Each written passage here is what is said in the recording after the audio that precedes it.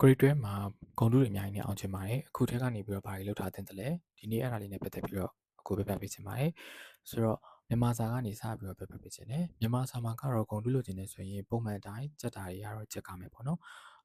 ဒီဒါအပြင်မှာတော့ဘာပို့ပြီးတော့လောက်ရမလဲဆိုလို့ရှိရင်တော့အရေးသားလေးကျင်တာနဲ့ဒီအခြေမီအောင်လို့ trainer ဖြစ်ပါတယ်ဆိုတော့အရေးသားလေးတင်နေဆိုတဲ့နေရာမှာကိုကတော့အပုတ်ရှည်ကိုအဓိကထားပြီးတော့ပြောတာဖြစ်တယ်ဆိုတော့အပုတ်ရှည်၃ပုတ်စကပြေရောကပြောရေးတယ်ရောဒါတွေကိုကတင်နေဆိုလို့ရှိရင်လည်းတင်ပြီးတဲ့ဟာကိုချက်သို့မဟုတ်တချို့ဆရာကြောင့်လည်းမတင်ဘူးဆိုရင်ကိုယ့်ကိုရေးတောင်းအောင်လို့ခုချိန်ကစပြီးတော့များများလေးဖတ်ထားပြီးတော့မှဒါတွေကိုရေးနိုင်အောင်လုပ်ထားမှာဖြစ်တယ်နောက်ကစာရေးစာကုန်းတွေဆိုလို့ရှိရင်လည်းတစ်ပတ်ကိုအနည်းဆုံးတစ်ပုတ်လောက်ဒါမှမဟုတ်နှစ်ပတ်ကိုတစ်ပုတ်လောက်အနည်းဆုံးရေးနိုင်အောင်လုပ်ထားမှာဖြစ်တယ်ဆိုတော့အဲ့လိုရေးနေပဲကိုတိုင်မာလေးတွေမှတ်ပြီးတော့မှအချိန်တစ်ခုကဘယ်လောက်ထိကုန်နေလဲဒါလေးကိုသိအောင်လုပ်ထားပါနောက်ပိုင်းမှာမြန်မာစာသည်အချိန်မမီတဲ့ပြဿနာအရင်ဆိုပါတယ်ဒါကြောင့်မို့လို့အဲ့ဒါလေးတွေကိုလောလောဆယ်အခုမှအရေးသားကောင်းအောင်လုပ်ရင်းနဲ့တိုင်မာလေးမှတ်ပြီးတော့မှအချိန်မီအောင်တွားတဲ့ပုံစံမျိုးလေးလုပ်ထားပေးပါဒါမြန်မာစာလောက်ရမယ်ချက်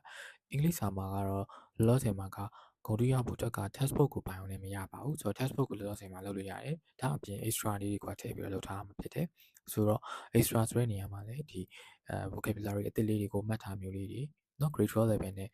ကိုက်ညီမဲ့ဟာမျိုးလေးတွေပေါ့ဒါလေးတွေကိုလိုက်ပြီးတော့ကြည်တာမျိုးလေးတွေသို့မဟုတ်ဒီ grammar လေးတွေပေါ့เนาะလိုက်ပြီးတော့ဖတ်တာမျိုးလေးတွေပြန်ပြီးတော့ဖြည့်ကြည့်တာမျိုးလေးလုပ်လို့ရတယ်ဒါအပြင် writing ပိုင်းကိုလည်းအခုတည်းကနေလေ့ကျင့်ထားဖို့လိုအပ်တယ်ပေါ့เนาะဘာကြောင့်လဲဆိုတော့ writing ဒီအမှတ်ရန်များများပေးပါတယ်ဆိုတော့ဂုဏ်တုသမားတွေအတွက် writing မကောင်းဘူးဆိုရင်ဂုဏ်တုမပေးပါဘူးဒါကြောင့်မို့လို့ writing မှာessay ရော letter ရောကိုက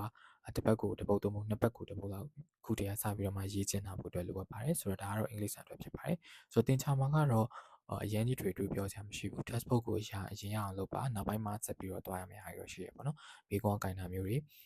ဂျာနယ်ကင်တာမျိုးတွေပေါ့ဆိုတော့ကိုကအချိန်ရနေရဆိုလို့ရှိရင်တော့သူက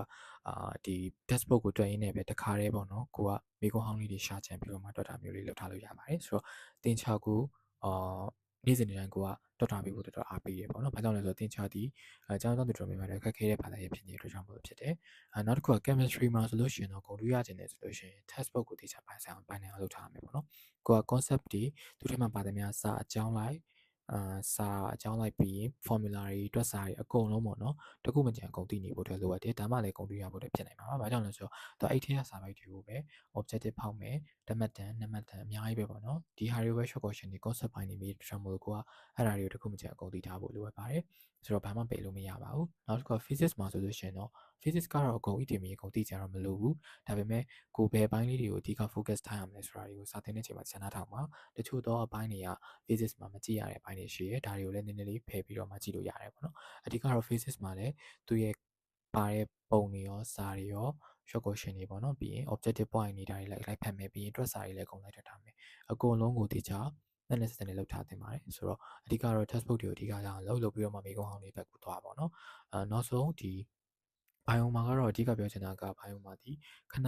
ပြန်နှွေးပြီးမမေ့ပါနဲ့ဆိုတော့ဂုဏ်တုသမားတွေလည်းအဓိကပြဿနာကသူတို့ကစာများများချက်ရတယ်ဆိုတော့များများမေ့လွယ်ပါတယ်မြင်လည်းမေ့လွယ်ပါတယ်ဒါကြောင့်မို့လို့အခုထဲကနေပြီးတော့ bio ကိုနေ့စဉ်ချက်သွားပြီးပါနေ့စဉ်ချက်ပြီးတော့တစ်ပတ်တစ်ခါသို့မဟုတ်3ရက်တစ်ခါ5ရက်တစ်ခါလောက်ကိုပြန်နှွေးပြီးပါပြန်နှွေးရင်းနဲ့မလုပ်ရမလဲဆိုရင်ပြန်ပြီးတော့ချရရမှာဖြစ်ပါတယ်ဆိုတော့တကယ်လို့တစ်ခေါက်ချက်ပြီးတော့ပထမတစ်ခေါက်ရေးပြီးရဆိုရင်ထားလို့ရတယ်တကယ်လို့မရေးဖြစ်ဘူးဆိုလို့ရှိရင်အနည်းဆုံးတစ်ပုတ်ကိုတစ်ခေါက်လောက်တော့ရေးပြအောင်လုပ်အောင်မှာဖြစ်ပါတယ်ဆိုတော့အဲ့လိုရေးပြီးတော့လည်းသွားလို့ရပါတယ်ဆိုတော့အဓိကကတော့ဘုံလို့တင်တယ်ဆိုလို့ရှိရင်တော့လုပ်ရမယ့်ချက်တွေအများကြီးရှိရဲတပါးချင်းစီပုံမှုတည်ပြီးတော့လုပ်ရမယ့်ချက်တွေကမတူဘူးအသေးစိတ်တွေကိုတော့ကို